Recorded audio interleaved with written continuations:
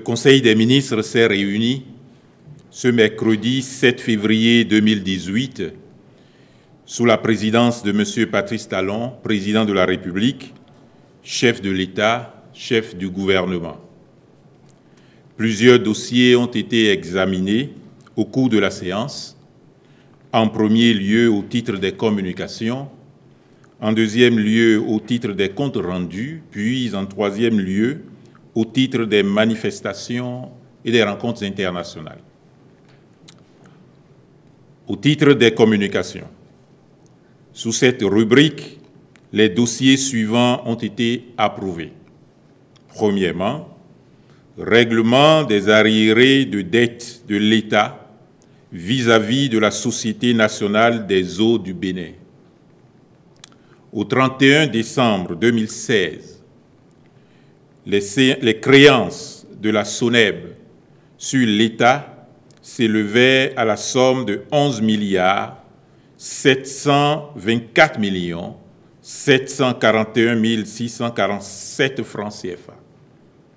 À la même période, les créances de la Société béninoise d'énergie électrique sur la SONEB étaient de 6 626 239 791 francs CFA.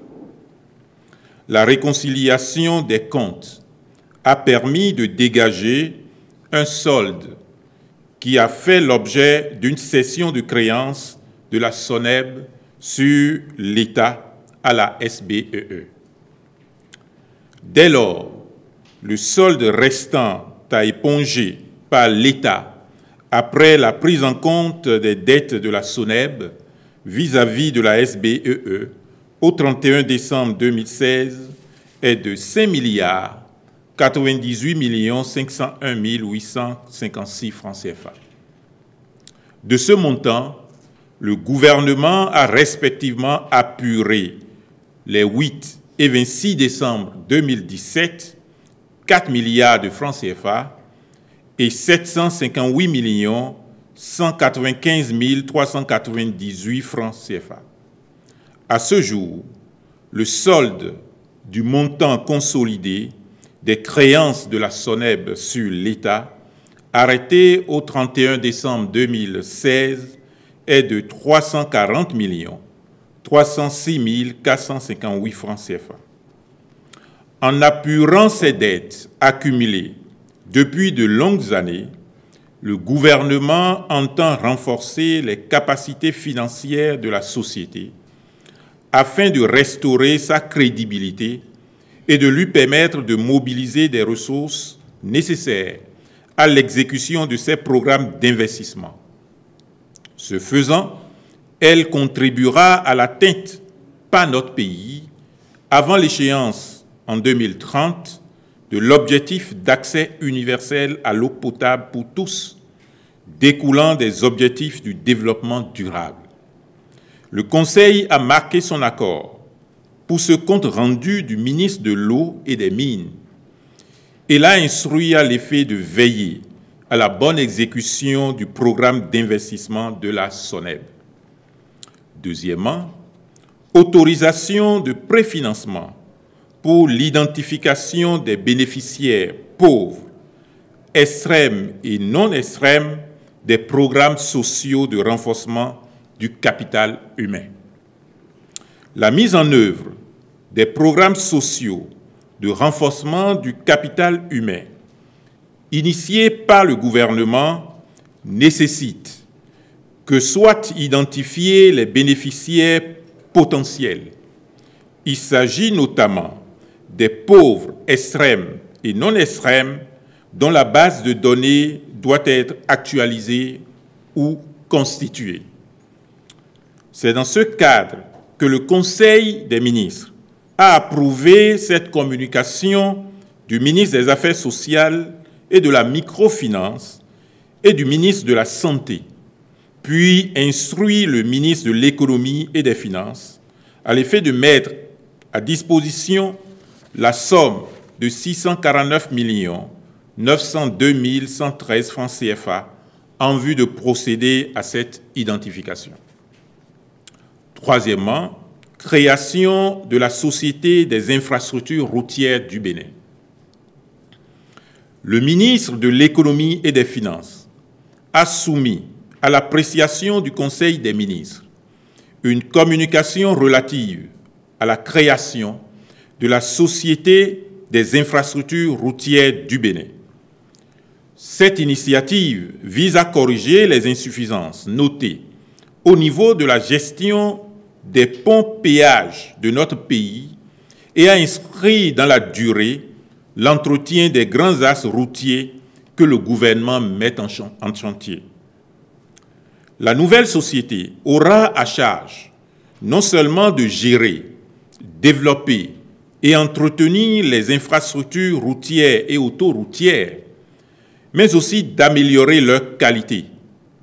Elle sera régie par les règles de droit privé, avec comme actionnaire l'État béninois et d'autres entités publiques qui en ont la capacité.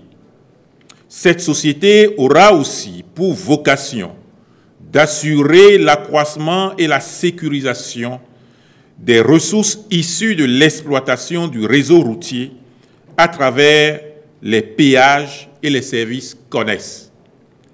La création de cette nouvelle société entraînera la subdivision du réseau routier national en deux catégories, notamment, premièrement, le réseau routier à péage, qui sera géré par la Société des infrastructures routières du Bénin, à l'exception du contournement nord de Cotonou et d'autres ouvrages de même nature qui pourraient être construits ultérieurement. Deuxièmement, le réseau routier sans péage et les pistes rurales dont l'entretien sera à la charge du fonds routier. Le Conseil a marqué son accord pour le principe de création de la Société des infrastructures routières du Bénin et instruit les ministres concernés à engager les actions nécessaires pour sa constitution diligente. Quatrièmement, création de la Société des patrimoines immobiliers de l'État. Le gouvernement a entrepris de réhabiliter la plupart des biens immobiliers de l'État à usage commercial, sportif, touristique, ludique. Par exemple, les stades, les musées, les hôtels, les centres de loisirs, et d'en construire de nouvelles.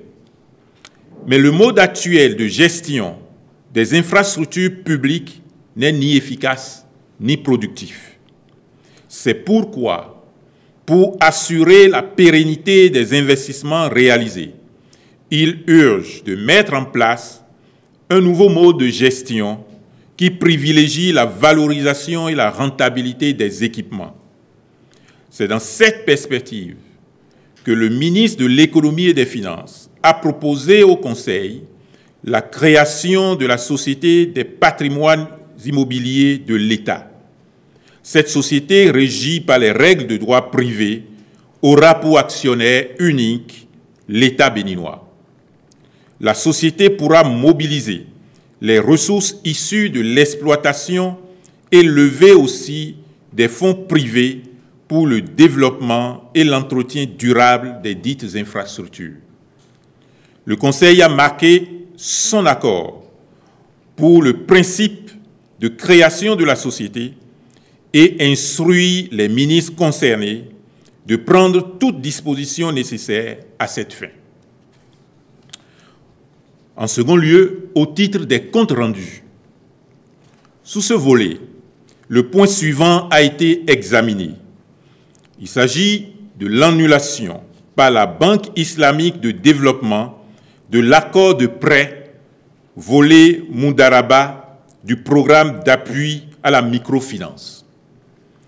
Le ministre de l'Économie et des Finances a fait au Conseil un compte rendu de l'annulation par la Banque islamique de développement de l'accord de prêt volet Mundaraba du programme intégré d'appui à la microfinance.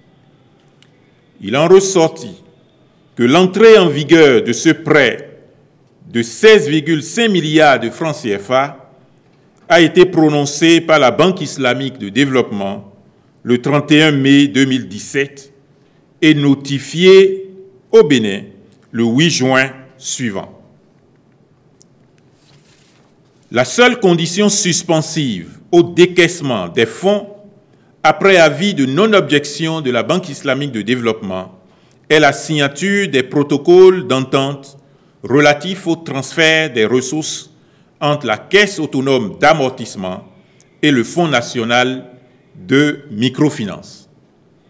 Les termes et conditions des projets de protocole d'entente ont été discutés et finalisés entre ces deux structures le 3 novembre 2017, puis transmis le même jour, donc dans les délais requis, à la banque pour avis de non-objection. Mais en l'absence de réaction formelle de la Banque islamique de développement, au regard de la date limite de décaissement fixée au 30 novembre 2017, une demande de prorogation au 31 mai 2018 de la date limite du premier décaissement a été adressée le 28 novembre 2017 par l'État. Le 8 janvier 2018, la Banque islamique de développement a adressé au Bénin un courrier notifiant l'enclenchement des mesures d'annulation du prêt. Nonobstant l'absence de l'avis de non-objection de la banque sur les projets de protocole, la Caisse autonome d'amortissement lui a transmis le 17 janvier 2018 un exemplaire signé par les autorités béninoises des deux protocoles d'entente. C'est à ce niveau qu'il est apparu que des manœuvres de substitution de pages ont eu lieu sur le document validé et signé par les autorités béninoises. Ainsi, lors de la transmission des protocoles, des agents de la Caisse autonome d'amortissement y ont introduit des dispositions portant sur le paiement d'intérêts intercalaires et moratoires en plus des charges administratives. Ce, en dépit de la lettre du ministre de l'Économie et des Finances en date du 25 septembre 2017, indiquant que la rétrocession du prêt se ferait aux mêmes conditions que celles obtenues de la Banque islamique de développement. En réalité, ces intérêts frauduleusement insérés dans les documents donnent lieu à des primes aux agents concernés sur la base de l'arrêté numéro 1684 MFE DC CAASP du 31 décembre 2004 relatif à la répartition des pénalités recouvrées par la Caisse au titre des prêts rétrocédés. Enfin, bien que la Banque islamique de développement explique que l'annulation du prêt est intervenue dans le cadre d'une décision de portée générale concernant plusieurs pays et s'inscrit dans une réforme visant à maintenir sa notation financière triple E, il convient de souligner le caractère frauduleux et donc inacceptable de cette substitution de documents. Prenant acte de ce compte rendu, le Conseil a instruit les ministres concernés à l'effet d'introduire une nouvelle requête de financement du programme intégré d'appui à la microfinance auprès de la Banque islamique de développement. Il a également instruit le ministre de l'Économie et des Finances, qui a d'ores et déjà abrogé l'arrêté du 31 décembre 2004, de relever de leurs fonctions les agents mis en cause, puis d'engager les procédures disciplinaires appropriées à leur encontre. Enfin, au titre des manifestations et rencontres internationales, le Conseil a autorisé, premièrement, l'organisation de la rencontre de revue annuelle 2017 de la planification des activités du programme d'accompagnement de la recherche pour les innovations agricoles du 6 au 9 février 2018 à Cotonou. Deuxièmement, la participation aux réunions statutaires et autres rencontres à l'extérieur du ministère du Plan et du Développement. Je vous remercie.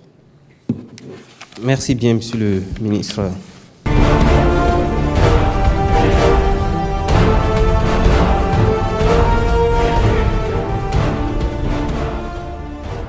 En recouvrant déjà les créances qu'elle détient sur l'État. De ce point de vue, cela permet à la SONEB, dont le gouvernement a entrepris, la reconstruction, cela engage la SONEB à honorer les missions pour lesquelles elle est instituée. Vous savez que la mission essentielle et ce qui est inscrit au programme d'action du gouvernement, c'est de permettre à chaque Béninoise et à chaque Béninois d'avoir accès à l'eau potable. Cela participe bien évidemment de l'objectif du développement durable qui consiste à faire en sorte que chaque citoyen puisse convenablement avoir accès à cette ressource importante. Donc pour le faire, il faut encore que la SONEB elle-même ait les ressources pour engager ces actions. C'est dans ce cadre donc que déjà, vous aurez observé que le gouvernement avait déjà réglé certaines dettes de sa part. Il engage le recouvrement entier par la SONEB sur lui de ses créances.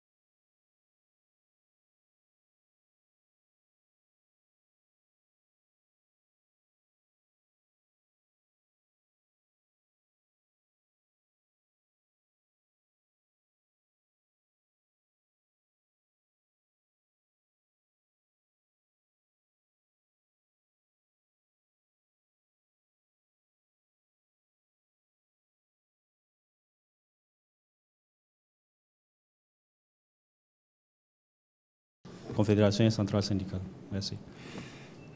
Je vous dis ce que j'ai eu l'honneur de prendre part à cette rencontre, ce que j'en retiens, sans aller bien entendu dans le détail.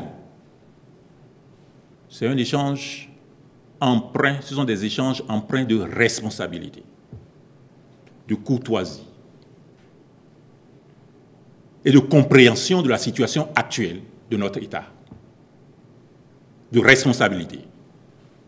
Bien entendu, les différents partenaires sociaux ont réexposé les préoccupations qui leur paraissent essentielles. Bien entendu, le président de la République a fixé le cadre de cet échange, les motivations de cet échange-là, inscrit dans ce besoin de dialogue permanent. Bien entendu, en réponse, le président de la République n'a pas manqué, avec ses collaborateurs, d'insister sur l'état réel du pays. J'ai l'impression que, même si pour le faire, il faut être audacieux, la vérité permet d'avoir de l'éclairage, la lumière, et permet aux uns et aux autres d'avoir plus conscience, et en ayant plus conscience de la réalité, d'avoir plus confiance en nos institutions. J'ai eu l'impression que ce dialogue de vérité nous a permis de faire un pas important. Vous savez, un État est comme un être humain. Un État, c'est comme le père de famille. Un État, c'est comme la mère de famille. C'est comme une société. Un État ne peut donner plus que ce qu'il a. Et nous avons pour obligation essentielle, le président de la République a pour obligation essentielle de faire en sorte que ce que nous avons soit réparti de manière convenable, de manière durable, dans la perspective de satisfaire les intérêts du plus grand nombre. Et ce discours de vérité, j'ai l'impression qu'il a été bien compris et nous attendons sur le front social, nous attendons les réponses adéquates.